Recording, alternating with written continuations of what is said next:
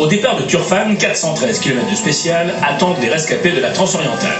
Au programme, le passage de la dépression de Turfan à moins 154 mètres et 25 km de franchissement de dunes, avant de rejoindre le bivouac de Hamish avec une température ambiante de plus de 40 degrés.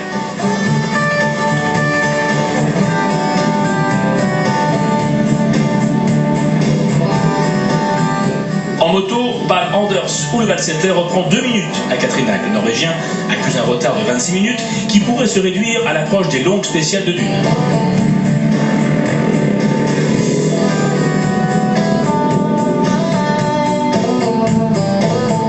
Une étape difficile pour les motards, témoignage de la seule féminine en course, Patricia Watson-Miller, 21e au général, sur les 46 pilotes classés. It was difficult, it's just so hot. You can't drink enough.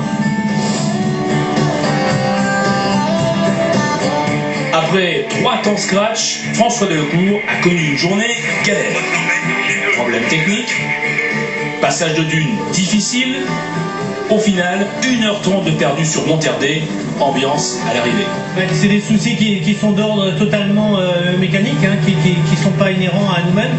À partir du moment où, quand on est parti ce matin, on avait quand même une journée de repos pour contrôler la voiture et on avait les vérins qui ne marchaient pas. Donc on a crevé très tôt.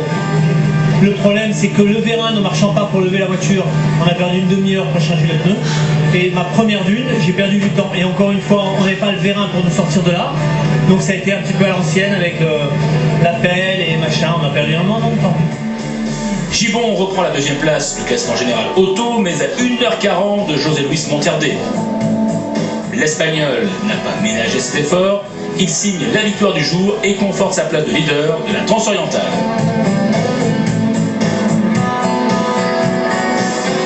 Les 2 hommes forts des camions ont connu une journée difficile. De Roy s'arrête dans la spéciale pour changer un élément de suspension, mais son rival Stassé n'a pas profité de l'occasion, connaissant lui aussi une grosse frayeur dans la spéciale.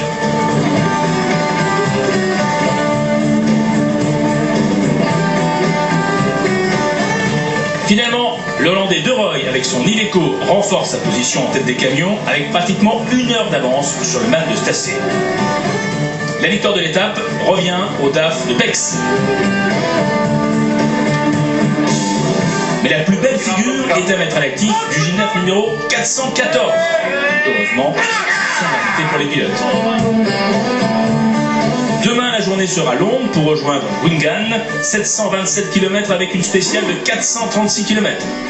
Au programme, une grande part de navigation et l'occasion de creuser, ou au contraire, de combler les écarts. À demain.